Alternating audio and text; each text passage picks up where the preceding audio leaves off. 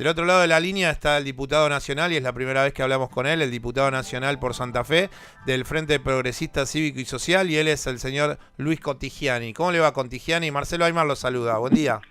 Buen día, Marcelo. Gracias por la invitación y saludos a todos. Bueno, muchísimas gracias por estos minutos. Y quería comenzar la entrevista preguntándole sobre algunas reuniones que se llevó en la Cámara Baja, en diputados, durante esta semana con el tema del presupuesto.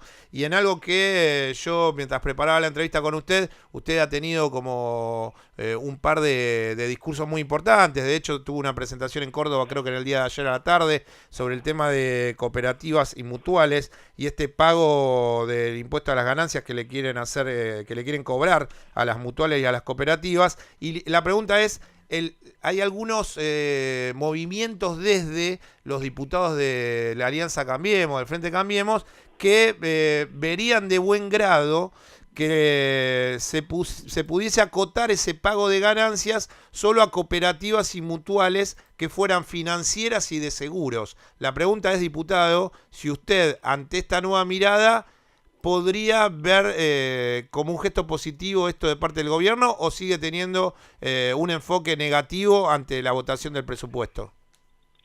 Bueno, en primer lugar, lo que el movimiento de cooperativas y mutuales expresan, y yo lo hago mío porque estoy convencido de esos argumentos, es que una cooperativa y una mutual no puede ser gravada con ganancias porque no tienen ganancias, son asociaciones sin fines de lucro, reinvierten sus utilidades. Estaríamos ya en un plano jurídico inconstitucional, iría contra su naturaleza jurídica. Ese camino no es la opción bajo ningún punto de vista, ni segmentando, ni fragmentando, ni diciendo a la más grande, a la más...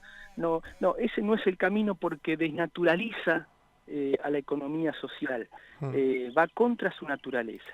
Yo creo que el camino que hay que explorar, y tengo esperanza en este sentido, es que a partir de la eliminación del artículo 85 que grava con el impuesto a las ganancias a cooperativas y mutuales, de seguro, que ya lo habla, que es de seguro y de crédito, tengo la esperanza que a partir de esa eliminación los distintos bloques de la oposición y algunos sectores de Cambiemos podamos encontrar otras opciones que se están trabajando, evaluando desde el movimiento de mutuales y cooperativas.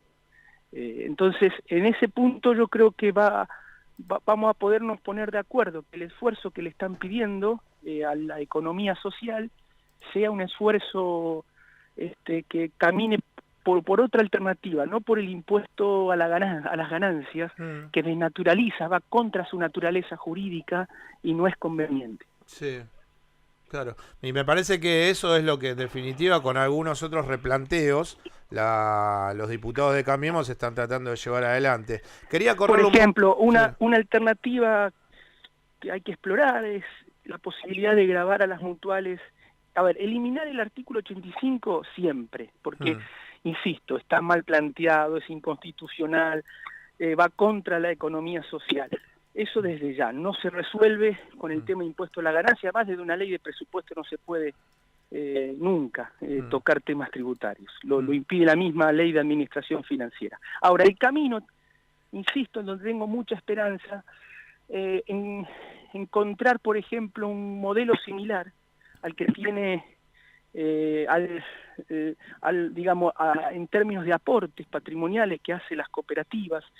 Usted fíjese que hoy las cooperativas están haciendo un aporte desde el año 87, en verdad desde Martínez de Oz. Lo que pasa es que el gobierno de Raúl Alfonsín cambió el concepto. Martínez de Oz introduce el impuesto a los capitales a las cooperativas.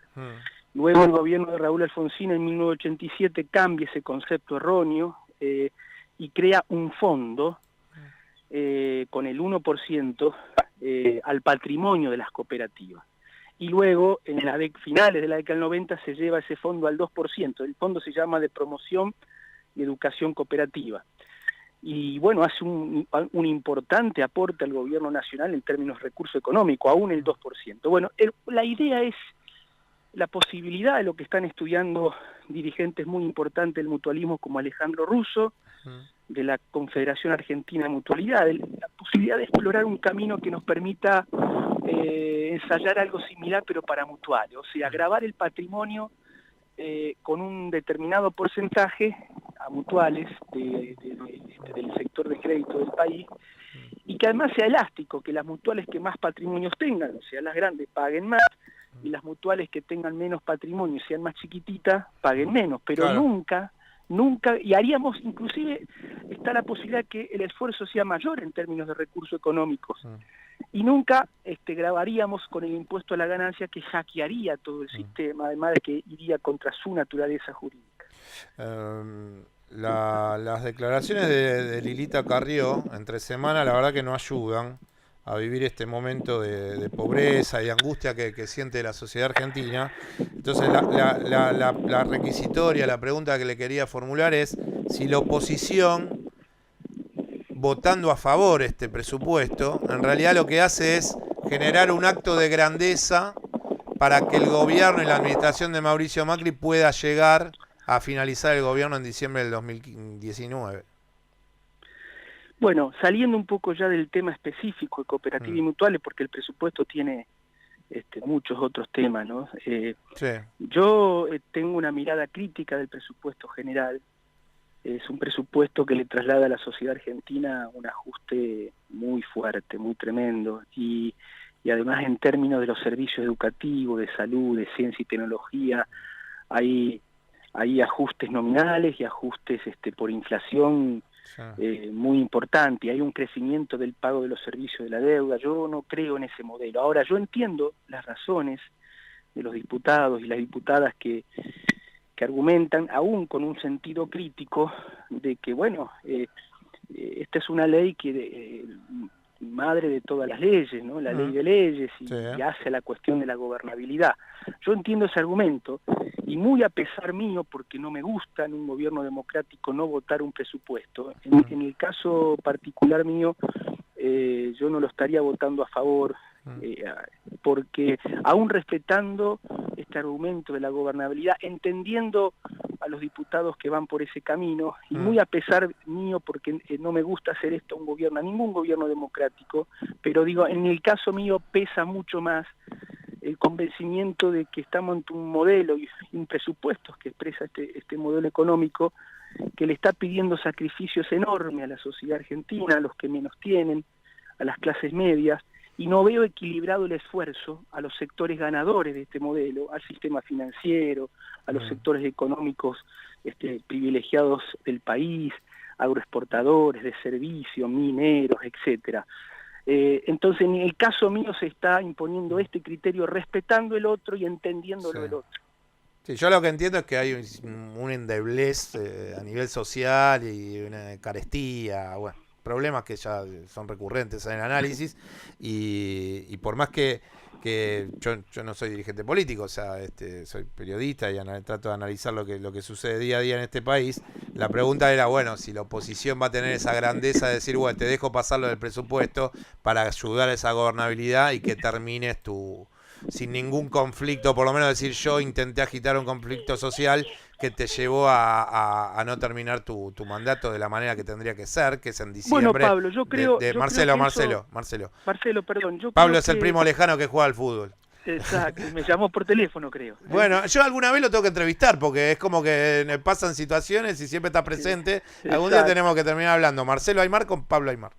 Bueno, Marcelo, te decía que... no, tu argumento es importante, y yo creo que hay una parte de diputados de diferentes bloques que aún siendo muy críticos van por ese camino. Bueno, yo tengo un sentimiento, digamos, me cuesta, me pesa mucho tomar este camino, pero estoy convencido, pero entiendo que ese argumento tiene su peso, y creo que el gobierno va a encontrar el camino para que le den esa salida que vos muy bien planteás desde el enfoque de la gobernabilidad o la institucionalidad. Sí, me parece que eso es bueno, es como la gran pregunta que va a tener que tratar de llevar adelante los partidos de la oposición, y la verdad que le agradezco su franqueza ante esta mirada, y espero, bueno, en los próximos meses volver a a entrevistarlo porque era la primera vez que hablábamos, para hablar un poco más de política interna de Santa Fe y lo que termina sucediendo con el tema laboral, que seguramente están teniendo niveles de desocupación. Nosotros hablamos hace más o menos un mes con Julio Genesini, con el ministro de Trabajo del gobierno de Santa Fe, y bueno, sí, un gran ministro, y yo también fui ministro de la producción antes de ser diputado, y un gran ministro, una gran persona. Pero a modo de síntesis, Santa Fe tiene dos motores económicos muy fuertes. Sí. Uno es el agroexportador. En ese modelo, en los últimos años, con ciertas dificultades en algunos temas puntuales por el clima o por algunos temas económicos mundiales, ese sector ha sido un motor muy fuerte, ha crecido, se ha desarrollado, aunque el pequeño y mediano productor, las cooperativas chiquitas, se quedan con la parte menor de esa rentabilidad, de esas ganancias. Claro. El otro motor económico muy importante son las pymes industriales. Santa Fe es una provincia también muy industrializada. Todo el sector industrial que depende del mercado interno no está bien, porque la demanda del mercado interno cayó, fue impactada por los costos de tarifarios que no lo pudieron trasladar a precio, las importaciones en su momento, la falta de crédito ahora, la caída de la actividad económica. Todo ese motor de pymes industriales dependiente de la demanda del mercado interno está pasando un mal momento, y estamos muy preocupados en ese sentido. Luis, le mando un abrazo, gracias por estos minutos, buen fin de semana, estaremos hablando seguramente de acá a fin de año nuevamente, y bueno, pásela bien con los suyos. Igualmente, Marcelo, un gusto y éxitos, un abrazo. Gracias. Quien está hablando con nosotros era el diputado nacional por Santa Fe, que representa al Frente Progresista Cívico y Social, y él se llama Luis Cotigiani, digámoslo bien, Luis Cotigiani.